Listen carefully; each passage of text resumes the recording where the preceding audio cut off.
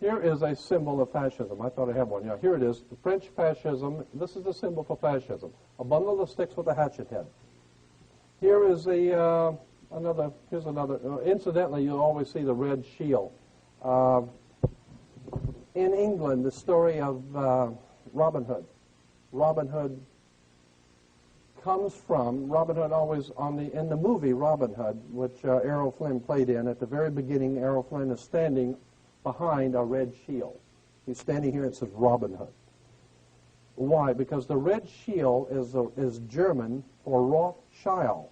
The Rothschilds of England were a German Jewish family in England who took over the Bank of England and took over 5 other banks in Europe and became known as the Rothschild banking dynasty of the world. The richest banking dynasty on earth, okay? Rothschild in German. Roth is red and shield is flag or a shield. So Rothschild is red shield. And red shield, everybody in Europe knew that the Rothschilds were the biggest murdering bunch of thieves and thugs the world's ever known. Oh, sure, they're very wealthy and they get banks, but nonetheless, these are just high-class thugs. And so they were called hoods, and that's where we get the word hoods. They went around the world robbing, and that's why they're called Robin Hood. Robin Hood is the hood that was robbing people in the Sherwood Forest, and that's where the home of the Rothschilds was, in the Sherwood Forest, the Robin Hood, with the red shield Rothschild, and one of the symbols was the fasci, or this is a symbol for world fascism.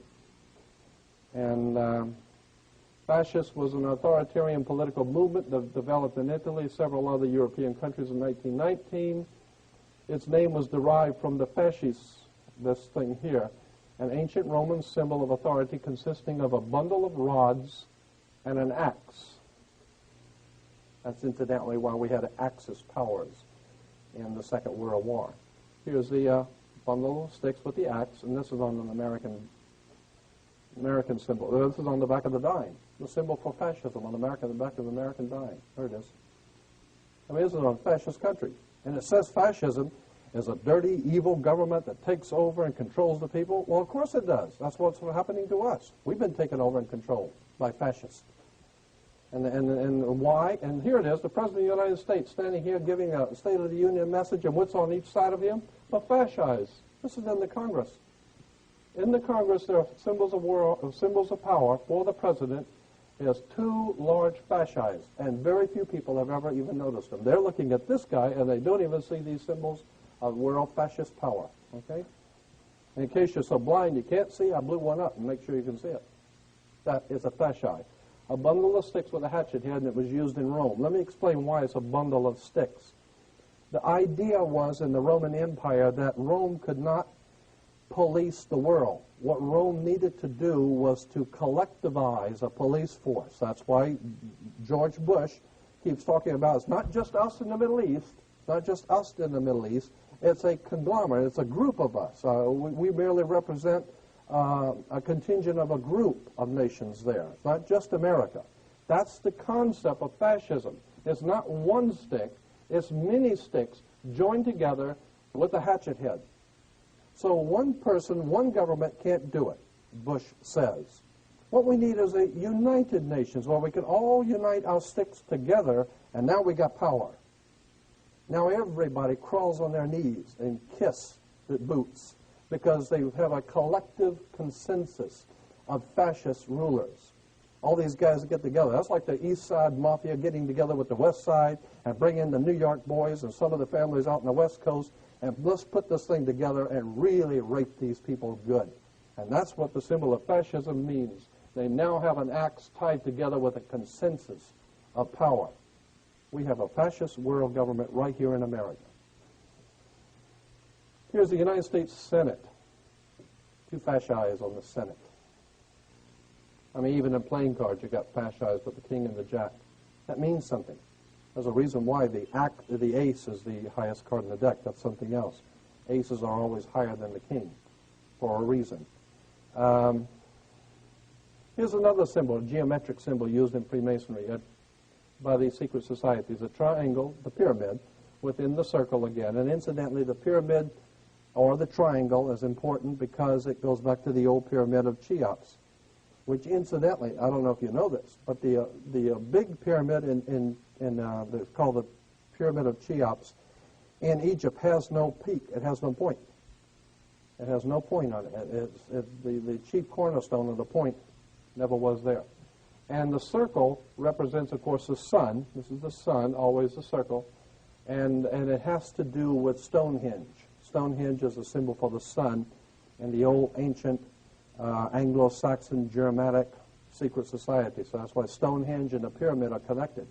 The numerology in Stonehenge and the pyramid are both the same. There's a lot of interesting stuff there when you get into the numerology of the pyramid and Stonehenge.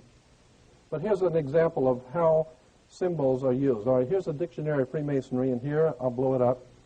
You'll see the triangle and the circle again, and here's the cross and the crown, and we'll go through that in Holy Bible, and the G again for God, which is actually geometry. But this is the triangle and the circle, okay? It's because of the triangle and the circle here. And it has to do with God. It's a symbol of God. It's used in Freemasonry. It's, again, we'll go through. Here's the Bible, Star of David, and up here at the top. Oh, and here it is. But over here on the bottom is called the Royal Arch. You may have heard of that in Freemasonry, the Royal Arch degree. And there it is again. And here you'll see it used in churches. The School of Theology at Claremont. Yeah.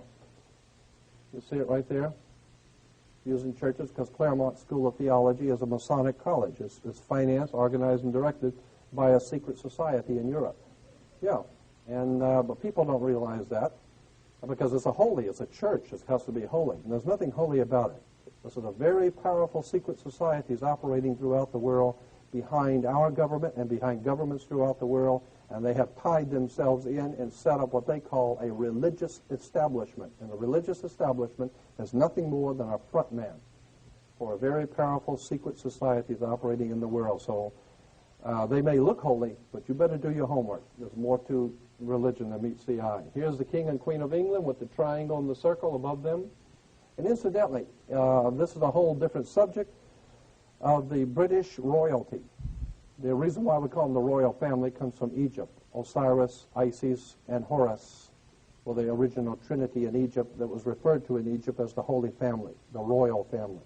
That's where they get the royal family, because of the triangle, the pyramid of Egypt, with God's son, Horus, rising.